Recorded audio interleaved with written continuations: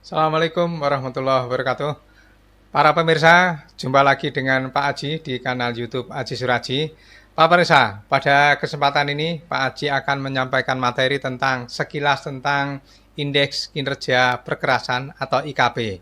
Para pemirsa, IKP ini cukup menarik. Ini adalah suatu pedoman yang dibuat oleh Bina Marga. Namun demikian sebenarnya kalau kita cermati, IKP ini adalah sebenarnya merupakan adopsi dari metode PCI Amerika, ASTM Amerika. Nah, di mana PCI ini sudah cukup dikenal di seluruh dunia tentang bagaimana cara mengukur kondisi perkerasan jalan, dan Bina Marga Indonesia telah mengadopsi PCI ini. Tentunya dibuat suatu pedoman-pedoman dan berbahasa Indonesia sehingga barangkali para masyarakat Indonesia akan lebih mudah untuk bisa memahami apa itu IKP. Ya, baik. Di dalam materi ini, Pak Aji akan menjelaskan tentang sekilas. Namanya juga sekilas, itu adalah poin-poin penting. Apa yang terkandung di dalamnya. Namun demikian di lain kesempatan Pak Aji akan menjelaskan yang lebih detail terkait dengan IKP ini. Nah, tentang materi yang kali ini, yang kita bicarakan sekilas, akan kita sampaikan tentang apa itu jenis-jenis kerusakan, poin-poinnya apa, baik itu perkerasan lentur maupun perkerasan kaku, kemudian prinsip-prinsip kerjanya seperti apa, mengapa menggunakan IKP, apa yang diukur, para pemirsa. Nah, di dalam bagian akhir penjelasan ini, Pak Aji juga menyampaikan tentang bagaimana rumus dasar untuk menghitung indeks kondisi perkerasan itu. Oke, para pemirsa, ini sangat menarik bagi para pemirsa yang memang pemerhati tentang bagaimana untuk melakukan preservasi jalan. Materi ini tentunya sangat menarik sekali. Oke, silakan simak tayangan berikut ini.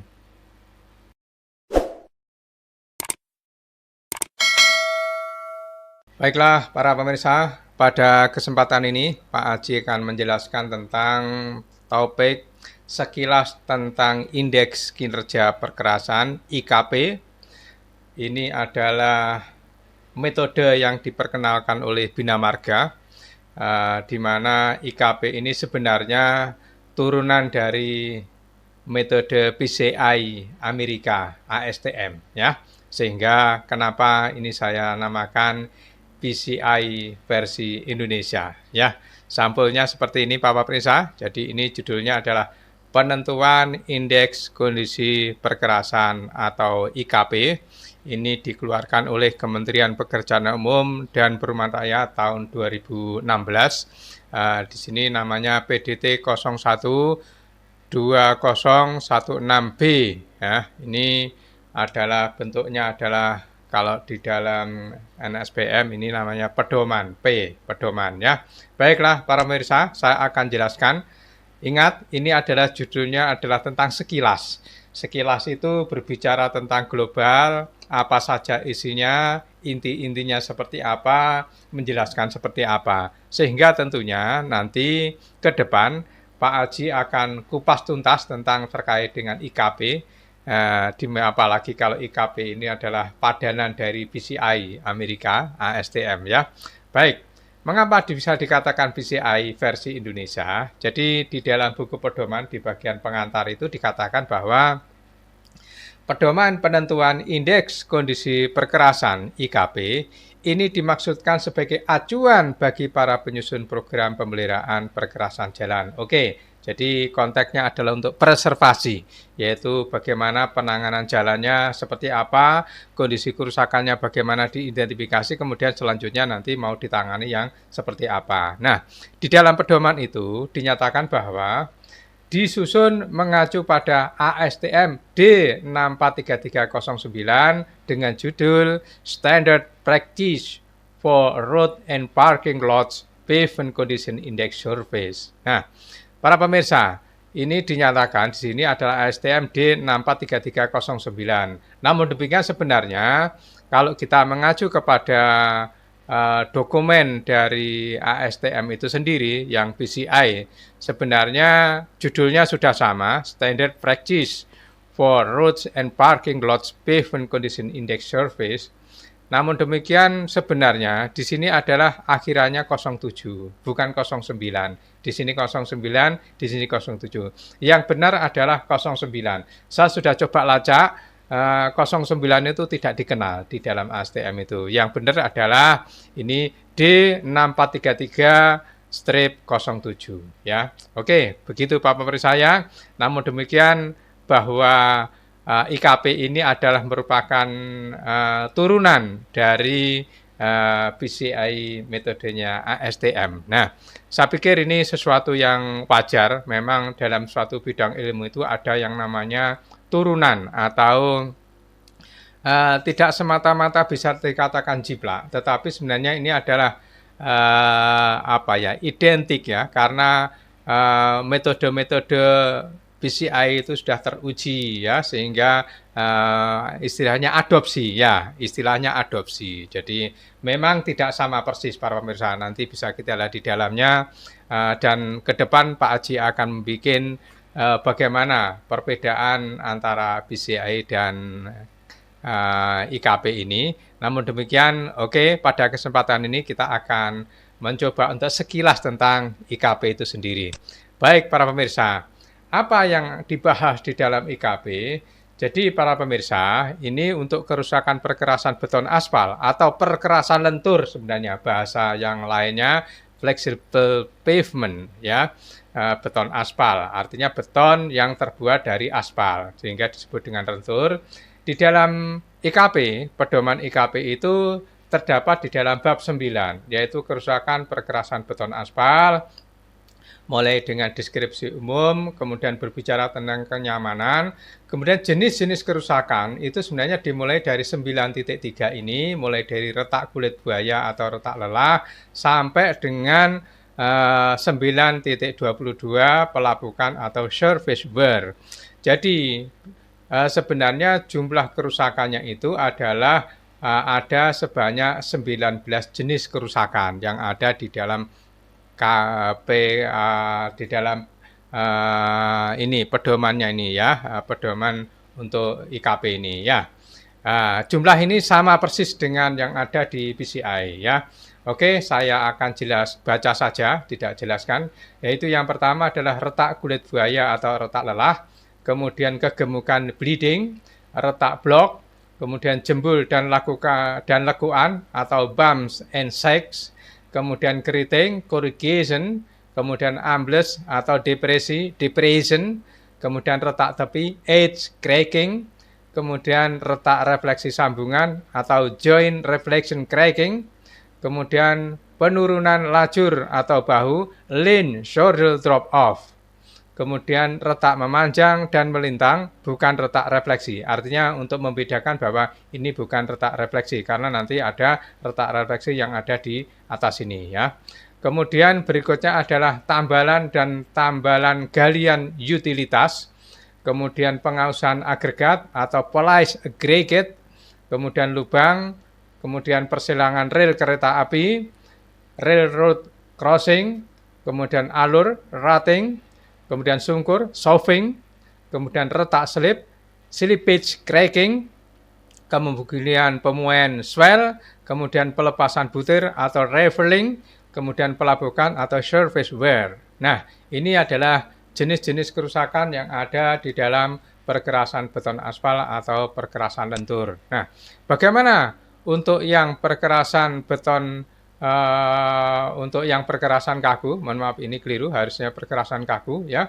Jadi untuk yang perkerasan kaku di sini para pemirsa, maka ini ada jenis-jenis kerusakannya adalah blow up atau buckling, kemudian retak sudut atau corner break, kemudian pemisahan panel atau divided slab, kemudian retak keawetan, durability crack, kemudian penanggaan atau faulting, kemudian kerusakan bahan penyumbat atau joint seal damage, kemudian penurunan lajur atau bau, lean or shoulder drop off, kemudian retak linier atau retak memanjang, melintang dan diagonal, selanjutnya tambalan besar dan tambalan utilitas, kemudian tambalan kecil, kemudian pengausan agregat, poputs, kemudian pemompaan, pumping, kemudian punch out, selanjutnya persilangan rel kereta api atau railroad crossing, kemudian scaling, make map cracking and racing. Selanjutnya retak susut atau shrinkage cracks, kemudian gompal sudut atau spalling corner, kemudian gompal sambungan spalling joint. Nah, ini para pemirsa jumlah kerusakan-kerusakan yang terjadi di perkerasan kaku. Sama kalau ini dimulai dari blow up buckling, ya, mulai dari sini, kemudian dari sini, maka jumlah kerusakannya ada sebanyak 19 jenis kerusakan, sama persis ketika di metode PCI. Ya. Oke, nah pertanyaannya para pemirsa, untuk apa IKP itu? Jadi, indeks kondisi perkerasan atau IKP adalah salah satu indikator untuk penilaian kondisi perkerasan jalan. Jadi menilai kondisi perkerasannya, bahkan mungkin permukaannya sebenarnya, bukan secara struktural, tetapi lebih kepada penampakan, karena memang surveinya survei menggunakan visual, ya. Sehingga di sini dinyatakan penilaian kondisi perkerasan ada berbagai jenis, ya, nanti ada 7 level, namun demikian kalau di Bina Marga kan ada 4 level, baik, sedang, rusak ringan, rusak berat. Tapi kalau di dalam IKP ini nanti ada 7 level seperti yang ada di PCI. Nah, pedoman ini merupakan pedoman baru, ya, relatif juga. Kalau kita lihat 2016, ya, sekarang sudah 2025, berarti sudah 9 tahun. Dan metodenya PCI juga lebih lama lagi. Sebenarnya adopsi saja, tidak perlu menamakan baru, ya. Dibuat untuk mendukung sistem manajemen pemeliharaan jalan. Betul. Jadi sistem manajemen pemeliharaan jalan, maintenance atau preservasi jalan, itu memang konteksnya adalah untuk melihat bagaimana kondisi perkerasan melalui pemutakhiran data yang diperlukan untuk penyusunan program pemeliharaan. Untuk mendapatkan indeks kondisi perkerasan, terlebih dulu perlu identifikasi kondisi perkerasan yang dilakukan adalah melalui survei secara manual dengan pengamatan visual. Ini para pemirsa, jadi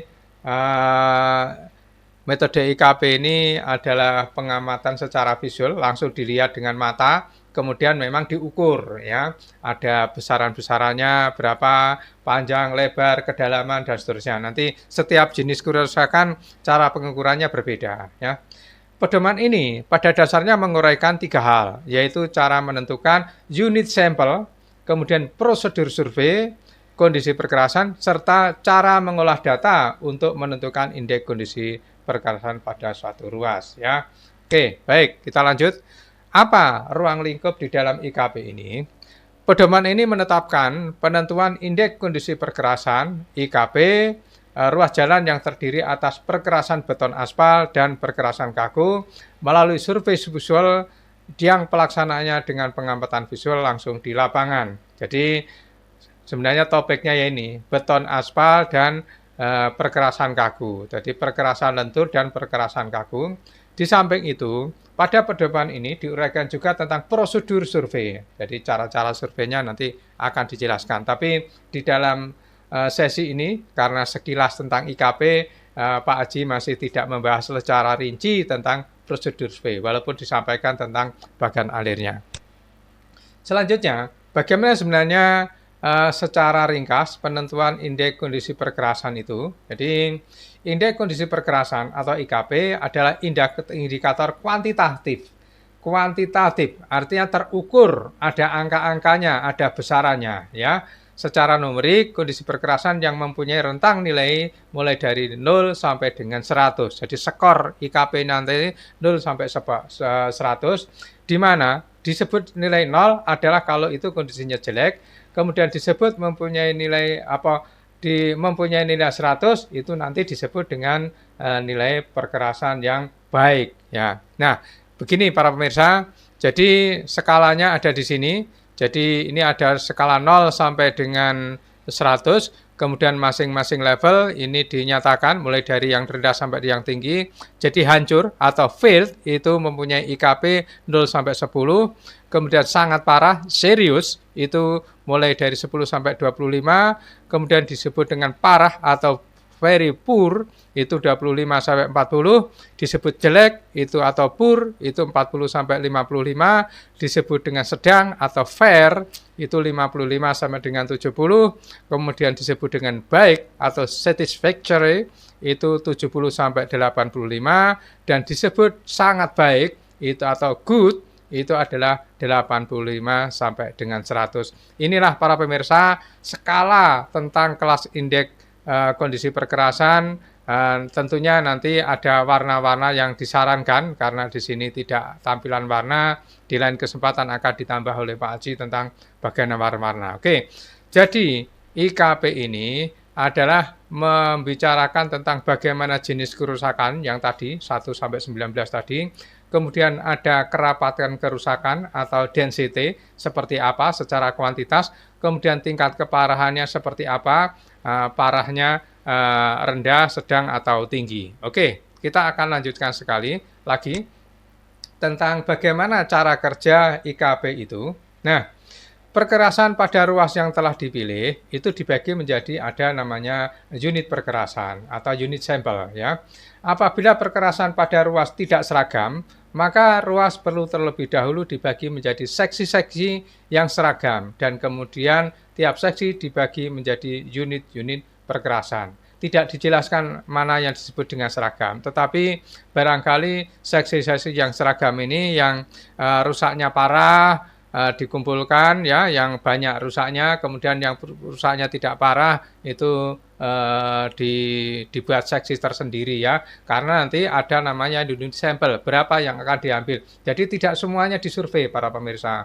Jadi tidak semua kondisi kerusakan disurvei. Ya boleh-boleh saja disurvei langsung, tetapi menggunakan metode sampling yang disarankan oleh IKP ini. Selanjutnya, dari unit-unit perkerasan dipilih beberapa unit sampel yang akan disurvei. Survei dilakukan secara visual dan data yang dinilai dan dicatat pada saat survei tiap unit sampel adalah ini. Jadi yang disurvei adalah tentang jenis kerusakan, kemudian tingkat keparahan, kemudian kualitas kerusakannya seperti apa. Oke, baik. Lanjutnya, para pemirsa. Kegunaan IKP untuk apa? Sebagai indikator numerik kondisi perkerasan untuk menunjukkan tingkat kondisi permukaan perkerasan. Tadi ada 7 tadi, mulai yang sangat jelek sampai dengan yang baik tadi. Itu adalah untuk menunjukkan tingkat permukaan kondisi perkerasan. Ya. IKP menunjukkan ukuran kondisi perkerasan pada saat disurvei berdasarkan kerusakan yang terpantau pada permukaan perkerasan, yang juga menunjukkan keterpaduan struktural dan fungsional perkerasan, yaitu ketidakrataan dan kekesatan. Jadi bisa merupakan indikasi, walaupun itu hanya secara visual, tapi sebenarnya bisa mengindikasikan tentang adanya bagaimana kerusakan struktural dan kerusakan fungsional itu. Nah, IKP merupakan dasar yang objektif dan rasional untuk menentukan program pemeliharaan dan perbaikan yang diperlukan serta prioritas penanganan. Inilah makna dari preservasi jalan itu di sini. Nah, namun demikian yang perlu digarisbawahi di sini bahwa IKP tidak dapat mengukur kapasitas struktural perkerasan. Ya, memang surveinya hanya visual sehingga tidak bisa menggunakan kapasitas struktural. Kalau mau menggunakan kapasitas struktural berarti menggunakan FWD atau FWD, itu baru ketahuan tentang kemampuan strukturalnya. Juga tidak dapat menunjukkan ukuran langsung kekesatan atau ketidakrataan. Ya, kalau ingin mengukur dengan kerataan, maka menggunakan IRI, International Reference Index. Ya, tentu berbeda. Ya, memang namanya juga metode survei. Itu mempunyai maksud, tujuan, dan makna sendiri. Keperluannya seperti apa. Ya, jadi setiap survei mempunyai kelebihan dan kekurangan dan keperluan yang berbeda-beda ya. Oke, contoh penggunaan IKP nanti akan kita lihat di dalam tabel 1. Nah, seperti apa para pemirsa? Di tabel 1 ini penggunaan IKP untuk menentukan jenis penanganan.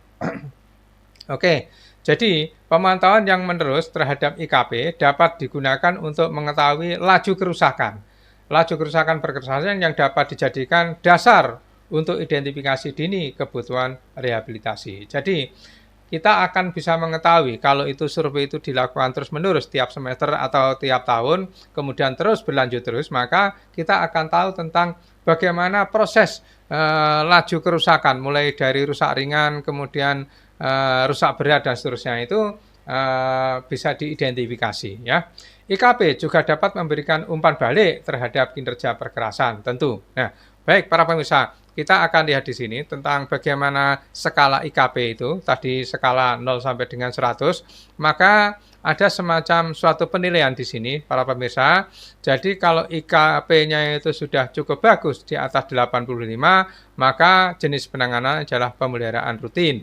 Kemudian kalau 70 sampai dengan 25, pemeliharaan berkala. Kemudian kalau 55 sampai dengan 70 itu peningkatan struktural.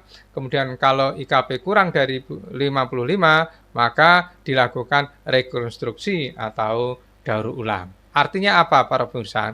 Jadi makin kecil nilai IKP, makin jelek, maka tentu penanganan juga semakin berat. Oke, inilah para pemirsa fungsinya IKP, bagaimana penanganannya. Nah, selanjutnya kita akan masuk ke contoh pembagian ruas perkerasan baik kaku menjadi unit sampel. Perkerasannya seperti apa? Jadi ini contoh saja.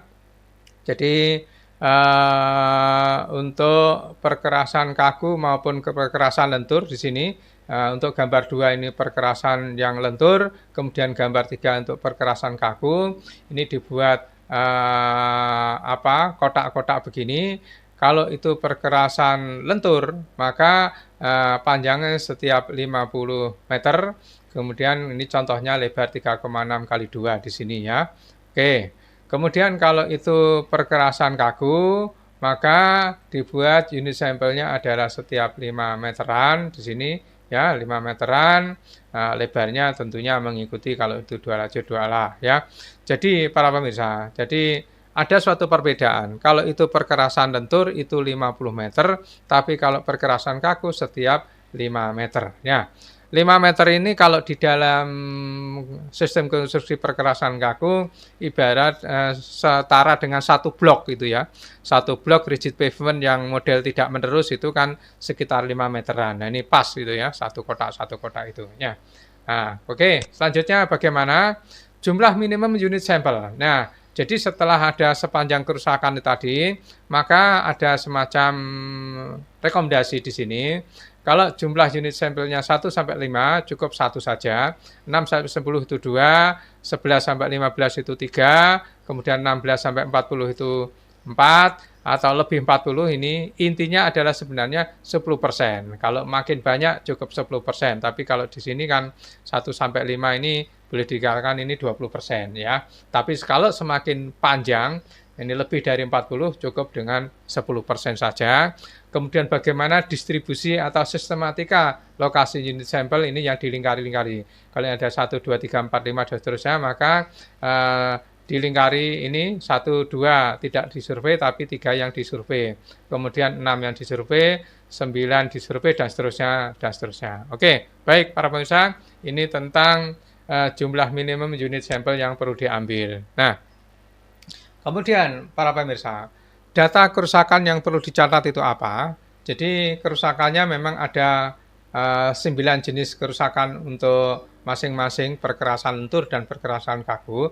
Namun demikian sebenarnya yang akan diidentifikasi adalah jenis kerusakannya seperti apa, tingkat keparahannya bagaimana, dan kuantitasnya seperti apa. Oke, jadi ini nanti di dalam butir 9 dan butir 10 yang di awal tadi sudah disampaikan oleh Pak Aji. Untuk yang fleksibel pavement itu yang butir 9 atau bab 9, kemudian bab 10 itu untuk yang rigid pavement. Ya. Oke, baik para pemirsa, tingkat keparahan jenis kerusakan. Nah, berbicara tentang tingkat keparahan, erat kaitannya dengan kenyamanan, enak dan tidak enak. Tentunya bukan enak karena makanan ini ya, tapi enak ketika nyaman ketika dia melakukan perjalanan di atas permukaan perkerasan itu seperti apa. Maka kenyamanan harus dievaluasi dalam rangka menetapkan tingkat keparahan, severity. Tingkat keparahannya seperti apa, jenis kerusakannya. Nah, Sebenarnya tingkat keparahan ini sebenarnya dari 19 jenis kerusakan. Sebenarnya yang ditinjau cukup ada 5 jenis kerusakan ini. Jadi ada kerusakan jembul, kemudian ada keriting, ada perlintasan rel, kemudian ada sungkur, ada pemowaian atau swelling. Ya, ini sebenarnya salah satu beberapa jenis kerusakan yang digunakan sebagai parameter untuk tingkat keparahan. Ya. Oke, batas tingkat keparahan kenyamanan seperti apa?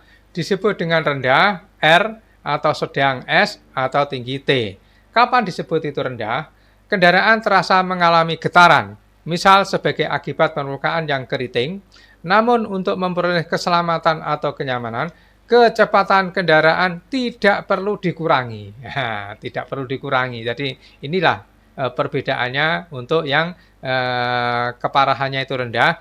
Individual kerusakan jembul atau penurunan atau kedua-duanya dapat menimbulkan guncangan ringan terhadap kendaraan, namun tidak menimbulkan ketidaknyamanan yang berarti. Jadi boleh dikatakan tidak terlalu parah-parah amat lah, kira-kira begitu ya. Artinya ketika kita jalan itu terasa tetapi tidak perlu mengurangi kecepatan ya.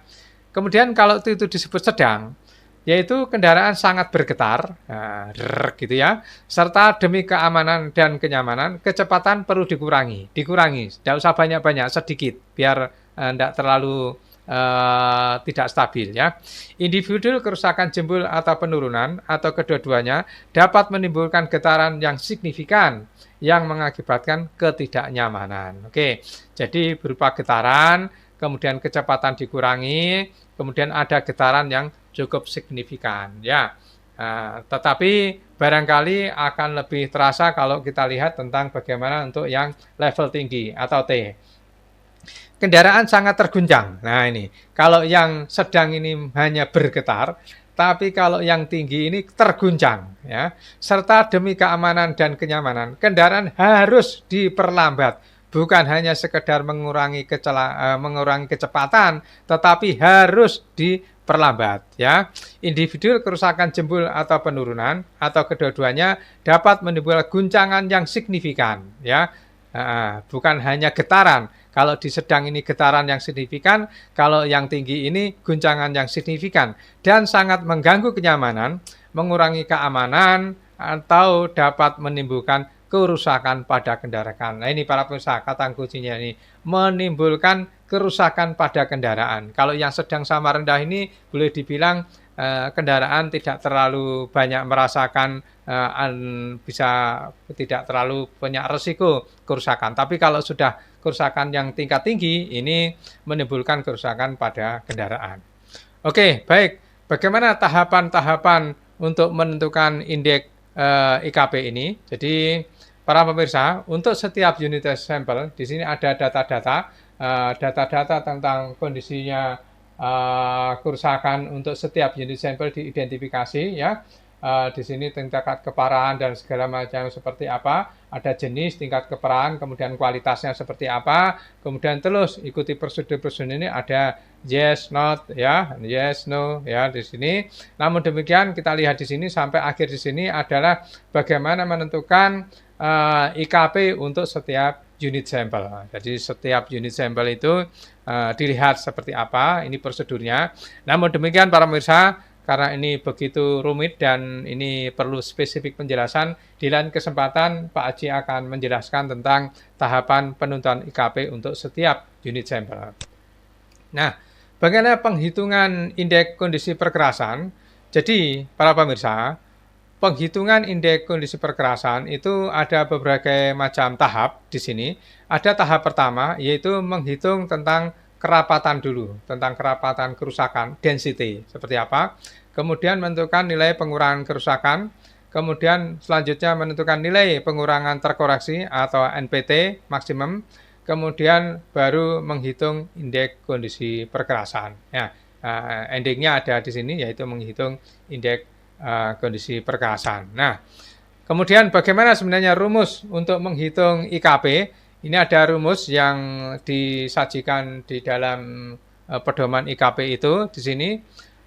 IKPR, jadi IKP untuk setiap satu kondisi ruas di sini sama dengan rata-rata dari IKP untuk S itu adalah seksi atau segmen, maka sigma dari IKP dikalikan A dibagi dengan A. Ya, ini kalau kita ingin melihat bagaimana perhitungannya, namun juga secara detail seperti diuraikan di dalam rumus-rumus ini.